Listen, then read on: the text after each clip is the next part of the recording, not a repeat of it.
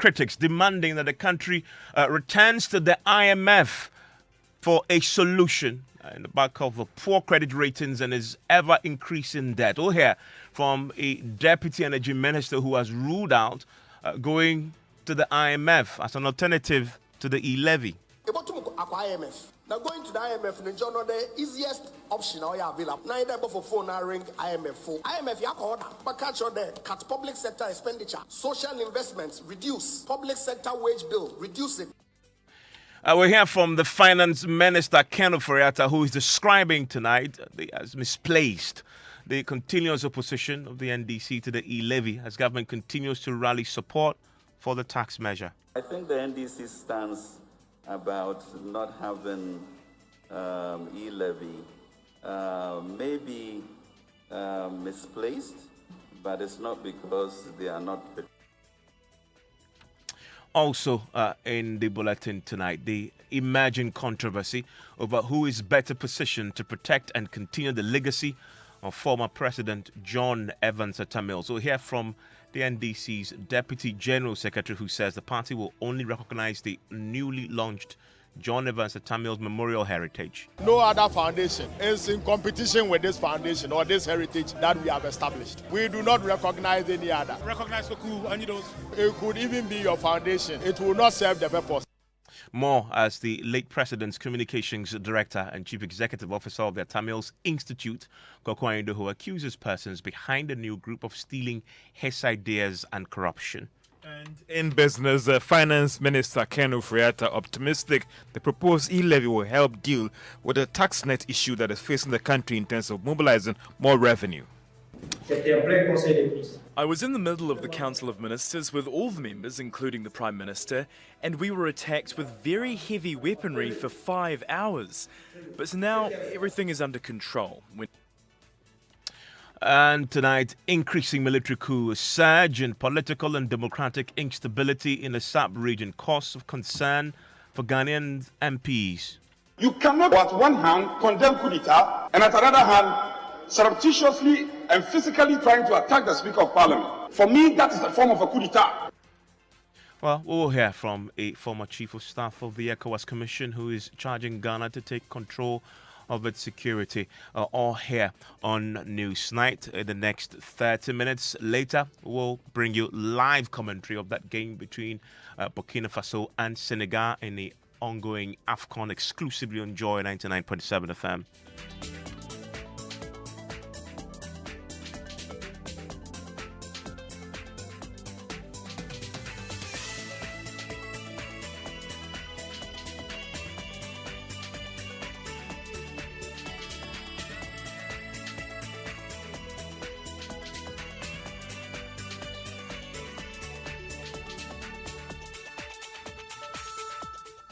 And let's start from the Western region, shall we? Because the government officials have been there all day, continuing to rally popular support for the controversial e-levy policy. This is a second town hall, and in Sekondi, Takoradi. Last week, there was the Eastern regional leg of the engagement in Koforidua, with government insisting the implementation of the policy will bring to this country 6.9 billion cedis. Now, well, earlier today at the town hall in the Western region, Finance Minister Ken Ofori-Atta and a host of other government officials touted the benefits of the e-levy. I think the NDC stands about not having e-levy maybe misplaced, but it's not because they are not patriotic. But when we do the numbers, you realize that really we are at a point in our nation's history where we need to do things differently, to be able to cross the issues that are confronting us with regards to youth employment, which affects all of us and really goes to the dignity of our people who are home, the issue of our debt, so that we can start mobilizing our own resources. But to be able to do that is to ensure that all of us contribute. Well, also at the town hall, Deputy Energy Minister Andre Japa Mesa, who is the MP for Sekondi, ruled out government returning to the IMF as one of the alternatives to the e-levy. It is important that we initiate new revenue measures and they support the development agenda. Above all, no, Ghana no can call Nimpuntu or Jane 9 in sim. Saying now you're paying money in the year, then we have to be able to contribute to the development of our country. Obi Bakado, and now Uncle IMF. Oh, well, about to IMF. Now going to the IMF in John, the easiest option now available. Neither for phone I ring IMF for the one number support now into me. Yeah. But IMF yako. Solutions I wasn't made na yenim. But catch your there, cut public sector expenditure, social investments, reduce public sector wage bill, reduce it, and increase revenue. Scout the mobile so or your bossa baba kawo debt no abeden able to account. And see if you know all this, now one casa able to initiate policy internally to ensure that encore IMF, but able raise revenue in-house. And whilst doing that, to make sure that revenue be introduced and our measure be introduced, no, able take care of the vulnerable. Now, and one who uncle one now a way to provide social support for the good people of this country. No, optional order aban or consider.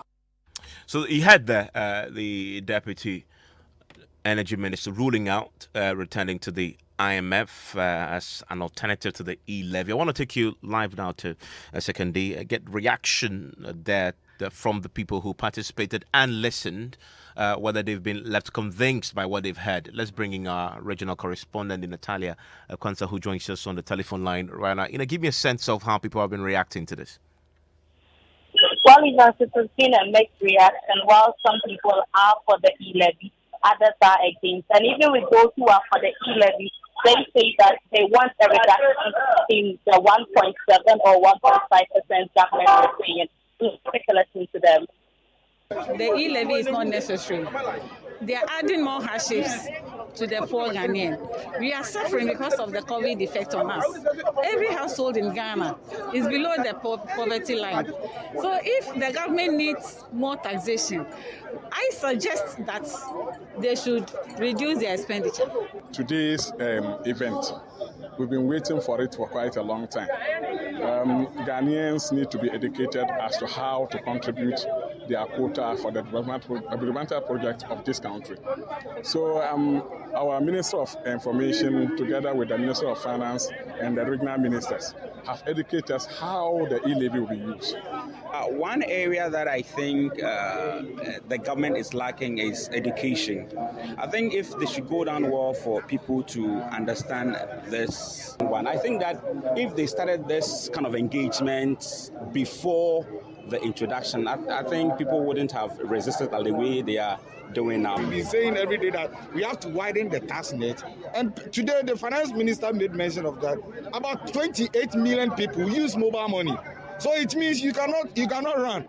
You pay. But what Ghanaians are saying is that if there is a way that the government can reduce the percentage from the 1.7 to at least 1% or 5%, for that one, I'm for it. I still have with me, you were there covering this. What sense did you get when it came down to the varied views expressed by those who participated and the questions that came through? Well, the people were certainly not convinced with the e-levy, especially with the opposition leaders. For example, the communications director for the NBC, the Western Media, Kirk Menster, was of the view that now that they are doing the consultation, it's not necessary. If there was any consultation, which was supposed to be done, it could have been done earlier before they did mention of the e-levy in Parliament. Whereas the NPP side in Western region also feels that it is a good opportunity since it is going to create jobs. The Western regional minister made mention of the fact that the population of the Western region, for instance, has a lot of youth. And then if there's an avenue to let the youth create their own jobs, it is going to be a good thing. So, especially between the NPP and DC, the NPP more or less was for the e-levy, and then the NDC aspect was against, while the general public who came there, who did ask questions and all that, had, varied and mixed reactions towards this e-levy. So I get a sense that both parties had representatives in the room. Sure, Evans. The NDC was there, the NPP was there. At a point, even there was confusion when there were questions asked, especially when whom they say from the NDC side had made certain claims and allegations that the information minister travels in a private jet every week to the UK and all that. So there were, at the point, there was a banter, but it was resolved immediately because security presence was very heavy at that particular point.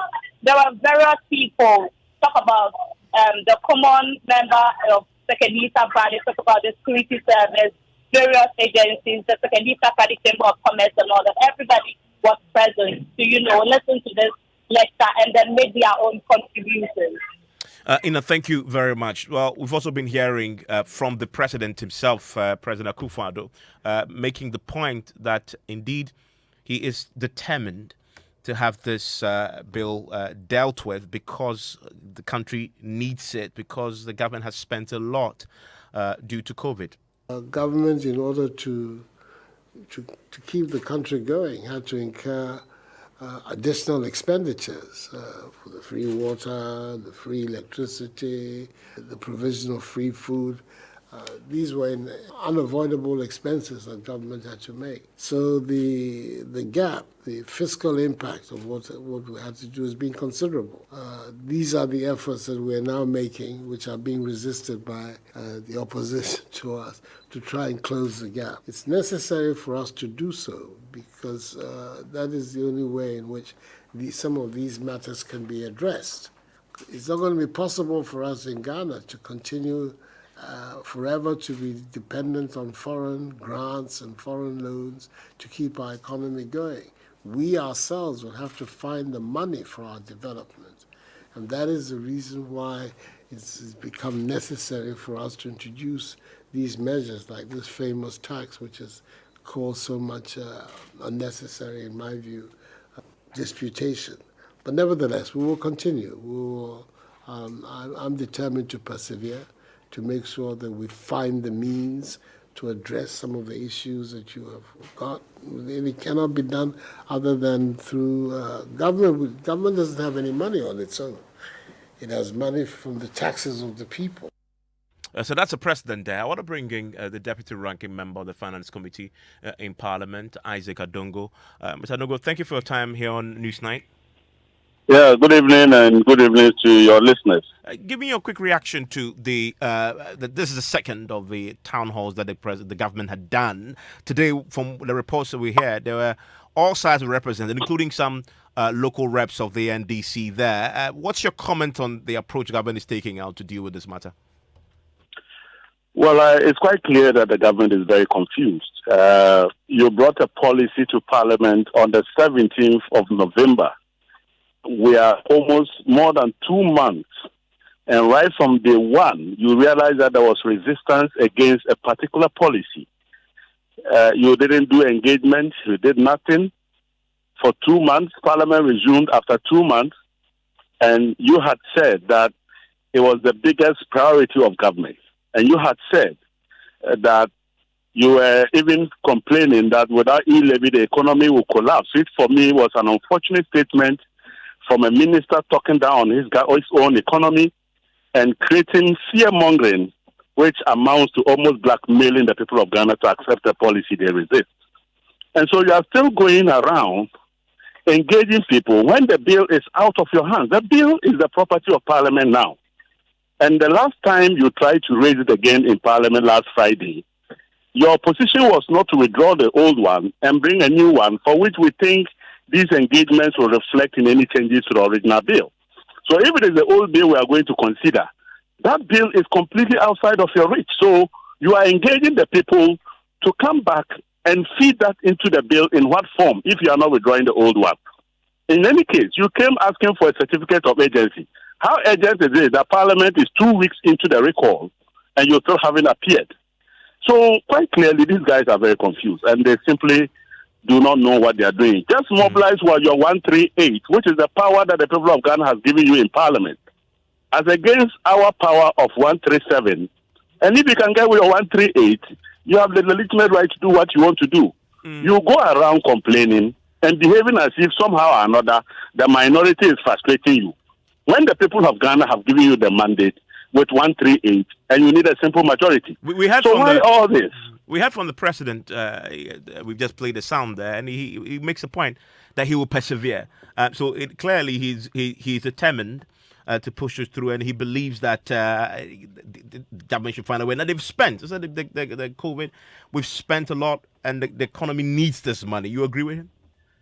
I have told you, and I painted the picture at the last forum, that Ghana is the only country in West Africa which mismanaged the expenditures and the level of fiscal expansion attributable to COVID. And that no country within the sub-region did even up to 6% deficit. We were doing 15% deficit. Most of our countries are consolidating and they are moving back to their original position of 3 to 4%. We're still doing double digits consistently for 2 years. And you are blaming that on COVID. Why? The COVID in Cote d'Ivoire, was it a white COVID? And now COVID, a black COVID. Is it not the same COVID? How come you are said that you have mismanaged your finances? As we speak today, government is struggling to refinance its maturing debt obligations because there's no liquidity in the market for government to borrow and pay those whose bonds are maturing. So they are basically compelling existing bondholders to take up what they call rollovers and restructuring. What it technically means is that government is already defaulting in the payment of its debt obligations to bondholders. And you are saying it is only in Ghana this happens. How come? You have spent over 80 billion because of COVID, but that money is not in the system for you to go and borrow. Where did the money go? Did it sit in people's banks, or did the money find their way into people's pillows and under people's beds? How come that money is not in the economy and we have challenges with liquidity? As we speak today, pension funds and SMITs have not seen payment from government for the past 4 to 5 months. And these people provide the largest pool of liquidity in the market. And they don't have the money. So I don't know what the president is saying. He is determined. You are determined in what sense? You have 138 people. Do you need to be determined? If you are determined, just bring your 138 against 137. This one, do you need to make it a fanfare? I'm grateful, Isaac Adongo. Isaac Adongo is a deputy ranking on the Finance Committee in Parliament. So listen to News 90s on Joy 99.7 FM. Now, there's emerging controversy between some members of the National Democratic Congress and the party's dismissed Deputy General Secretary Kokwai Ndoho over who is better positioned to protect and continue the legacy of former President John Evans Atta Mills. Now, some eminent members of the NDC, including former President Mahama, together with Professor Mills's family on Tuesday, launched the John Evans Atta Mills Memorial Heritage. As you know, Ms. Ndoho had set up the Atta Mills Institute shortly after his death. And by the way, Kokwai Ndoho is the former communications director who served under the late president. We'll be hearing, of course, a lot from the Memorial Heritage shortly. But the Deputy General Secretary of the NDC, Peter Bomo Tokuno, has been speaking on this. We'll hear from him shortly. But my colleague, Masawaba, is in the studio with me. Maxwell, Mr. Ndoho himself has taken to Twitter to express his disagreement with the way things have been handled. Yeah, so in the last 24 hours, he went on a Twitter tirade and he posted quite a number of tweets. This one here, he posted the logo of the JEA Mills Institute and the JEA Mills Memorial Heritage. And then there's a picture of former President John Mahama, and he said, "Thieves, they are so incompetent, they stole the green and white of the Atta Mills Institute and now running away to use blue because they have been badly exposed. They don't know what colors to use." He posted another picture of a library built in memory of John Evans Atta Mills, and he said, "Wonderful edifice.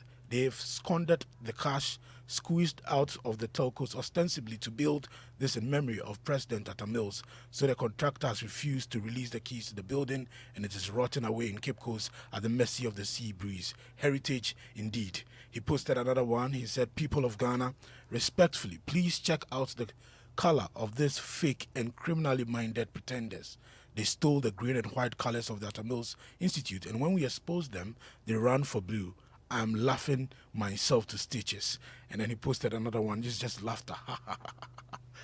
Okay, so this apparently was all happening while the event was going on, while the launch of the heritage was going on. Exactly. Okay. Yeah. And he runs the Atamils Institute. He's been running it for a few years now. I must indicate that he's my guest on PM Express tonight.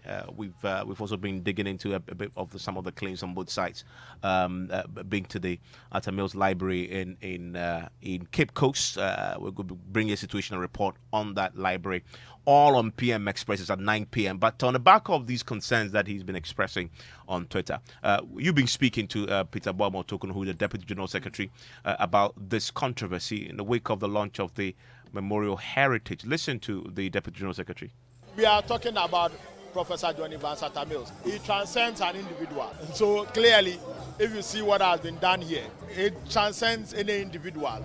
And any person who wants to do anything in the name of President Atta-Mills. You saw the congregation of great minds, top senior citizens who were here to mark the launch of this heritage. This is something that is going to be around for a very long time and for the next generation. We are immortalizing the principles and the values that President Mills lived for, and that is what we are doing. No other foundation is in competition with this foundation or this heritage that we have established. We do not recognize any other. Okay, you don't recognize Oku and you don't? It could even be your foundation.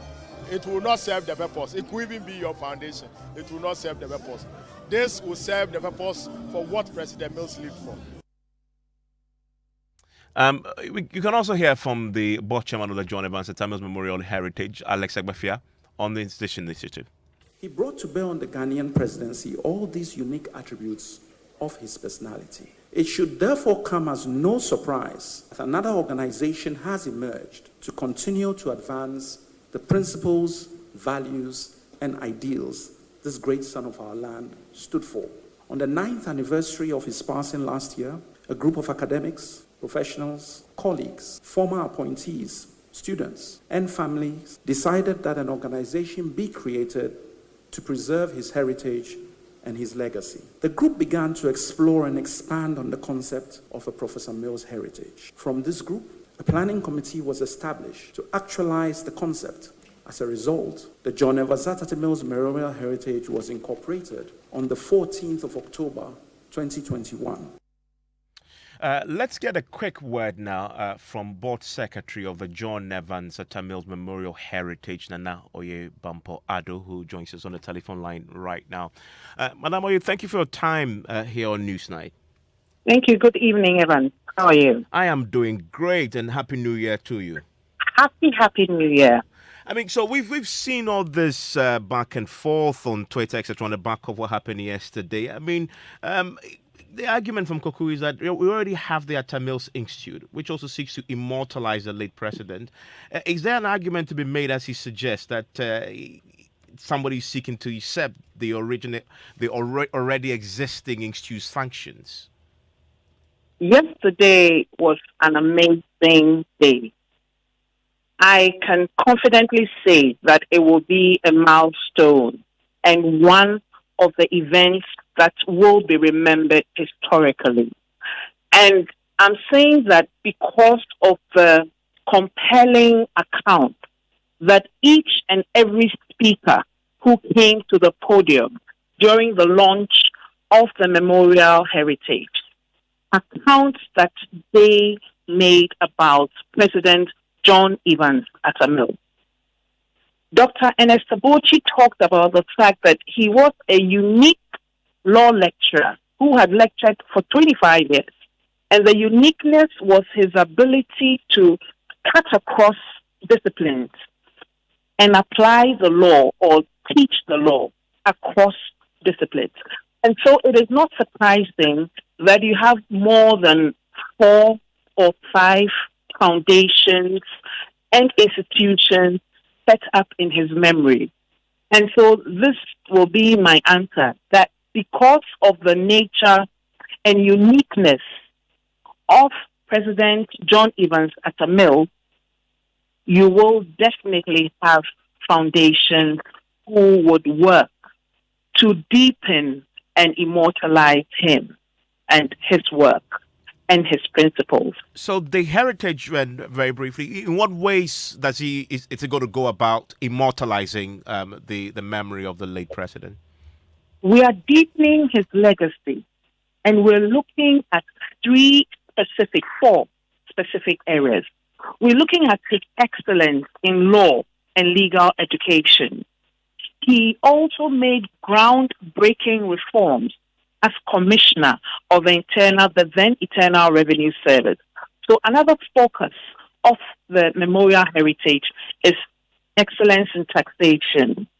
The other is sport. We know what he did for sport. And also, he was a servant leader, a model servant leader.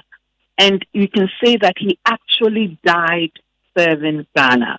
He is the only president to have passed on into glory on the 24th of July, 2012, as a sitting president. And we want to emulate and teach our youth the qualities and what he stood for, bridging the gap between parties, between political parties, amongst ethnic groups and what have you. He reached out to each and every Ghanaian.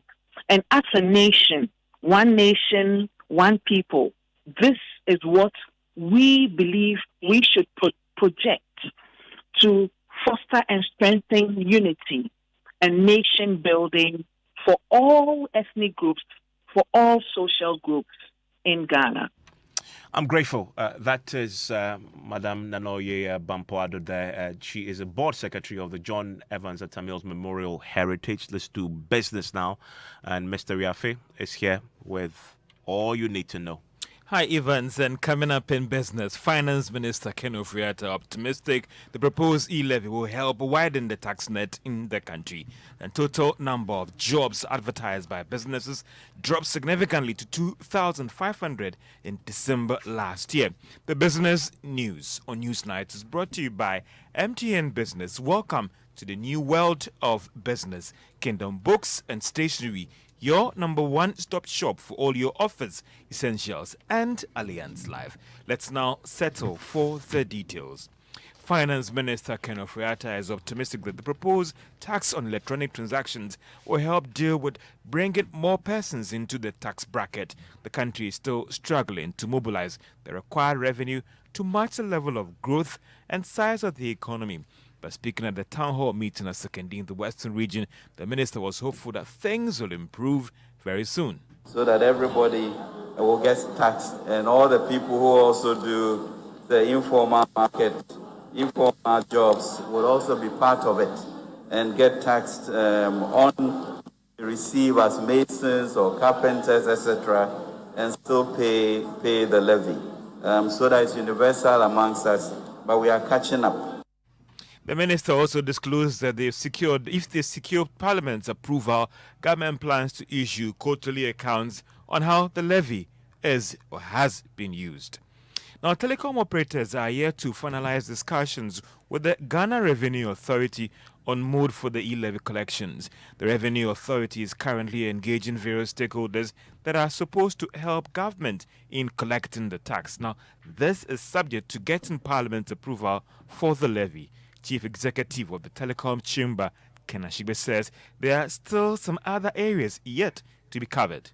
Serve on a technical committee, and we have had a couple of engagements on this, and GRA is very clear with that. These engagements are being done subject to Parliament passing the law. And for us, we have said in all these conversations that we need to keep it as simple as possible and also phase the project so that we can start off with at the per wallet level and not per person level, so that all the collecting agencies then will be able to determine whether a particular wallet has done transactions above the permissible limit of the 100 cedis before the charges are made. Even with that, there are some complications in them that we are still looking at. It's because of government quest to be able to introduce some exemptions, it introduces some complexities, and we hope that we'll all be able to work together with GRA to ensure that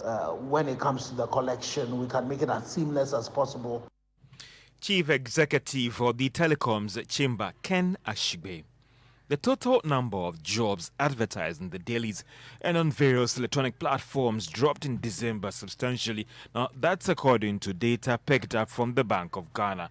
The report showed that it declined from almost 4,000 in July last year and came down further to 2,500 in December 2021. Now, even though there's no official reason for this, analysts are linking it to little room for more hands to be engaged by businesses. The pickup early last year was linked to some recovery in the economy that impacted on businesses that were opening up as a result of limitations in the effect of COVID-19 on the operations. There are mixed views on Bank of Ghana's directive to make the Ghana card the only form of identification for all financial transactions. The central bank has announced that from July 1, 2022, the Ghana card will be the only form of identification for carrying out all financial transactions. But some customers believe there's still more time is needed before it is implemented. I think using it for the financial transactions, it's going to be something that will help. If everything is integrated into one, it means everything each individual is doing is being monitored. I don't think there's any problem with it. And those are views on the use of or directive by the Bank of Ghana that the Ghana card will be the only form of identification by July 1. And Talugana isolated 200 pieces of Samsung Galaxy A7 tablets worth $100,000 to the Ghana Health Service.